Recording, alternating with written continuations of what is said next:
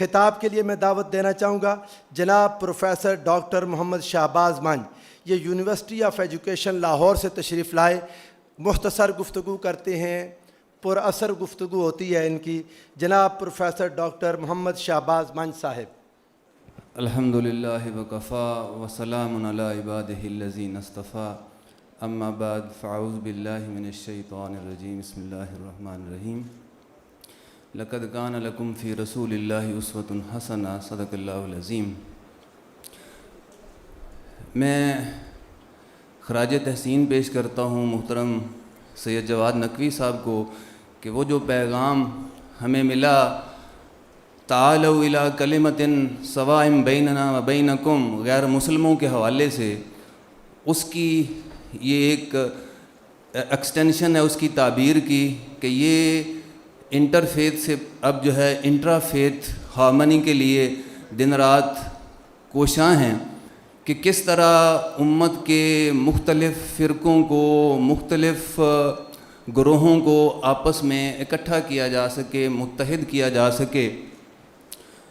جو سیرت کا سبق ہے آقا کریم حضرت محمد الرسول اللہ صلی اللہ علیہ وسلم کی, اس کو ہم اس امت میں کس طرح سے جاری و ساری کر سکیں.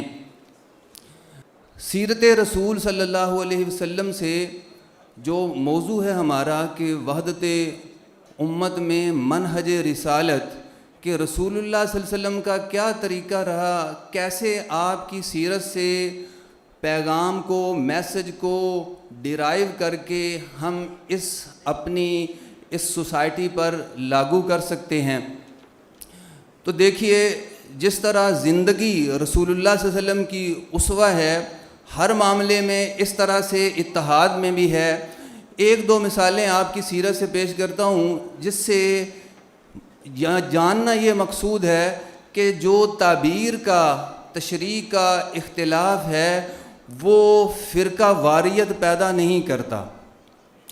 وہ آپ مثال جانتے ہوں گے اکثر لوگ کہ غزوہ خندق کے بعد جب بنو قریظہ ہوا تو رسول اللہ صلی اللہ علیہ وسلم نے فرمایا کہ لا یصلین العصر الا فی بنی قریظہ, کہ تم سارے لوگ جو ہے جا کر بنی قریظہ میں نماز پڑھنی ہے عصر کی. لیکن تاریخ یہ بتاتی ہے کہ کچھ لوگوں نے نماز پہلے پڑھ لی یہ تعبیر کر کے کہ بھئی کہیں نماز فوت نہ ہو جائے.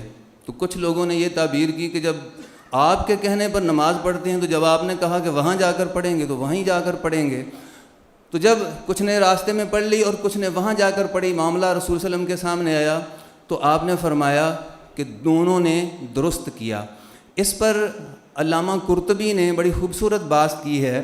وہ کہتے ہیں فیہ تصویب المجتہدین, اس امر میں, اس معاملے میں جو مجتہد ہیں, جو اجتہاد کرنے والے ہیں, ان کی تصویب ہے, یعنی وہ اگر اپنی انٹرپریٹیشن میں, اگر اپنی تعبیر میں مختلف ہو جاتے ہیں تو وہ کوئی دین کے مفاد کے خلاف نہیں ہوتا.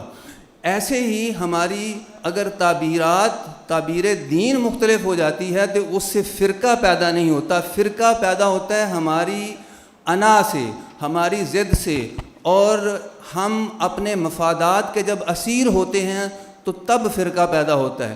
اس کے علاوہ رسول صلی اللہ علیہ وسلم کی زندگی سے اگر ہم مثالیں تلاش کریں تو بے شمار ہیں. ایک آدھ مثال میں پیش کرتا ہوں. جس طرح کہ رسول اللہ صلی اللہ علیہ وسلم نے یہ کوشش کی اپنے زمانے میں, ایون جو منافقین تھے, ایک دفعہ حضرت عمر نے جب فرمایا کہ عبداللہ بن ابی کا سر قلم کر دیا جاتا ہے, فلاں معاملے میں اس نے مخالفت کی ہے امر رسول کی, تو آپ صلی اللہ علیہ وسلم نے فرمایا کہ نہیں, لوگ کہیں گے کہ محمد نے اپنے ہی ساتھیوں کو قتل کرنا شروع کر دیا. تو اگر ایک منافق جو ہے یا منافقین, ان کو اگرچہ وہ بظاہر ظاہری طور پر ہی امت مسلمہ میں داخل ہیں تو ان کو اگر برداشت کیا جا سکتا ہے, ان کا لحاظ کیا جا سکتا ہے, اس کے جنازے پر آپ کھڑے ہو سکتے ہیں اور اس پر آیت اترنے کے باوجود آپ ان کے جنازے پر جاتے ہیں, اس کو اپنی قمیص تک دیتے ہیں, تو اس کا مطلب یہ ہے کہ کتنا لحاظ رکھا جاتا ہے جو آپ کی کمیونٹی میں ظاہری طور پر ہی شامل ہے. لیکن ہم لوگ جو سارے مسلمان ہیں اور دل سے کلمہ پڑھتے ہیں, اقرار باللسان و تصدیق بالقلب کے دعوے دار ہیں, اگر ہم بھی اس طرح سے فرقہ فرقہ ہو جائیں تو ہمیں سیرت سے کیا سبق ملا؟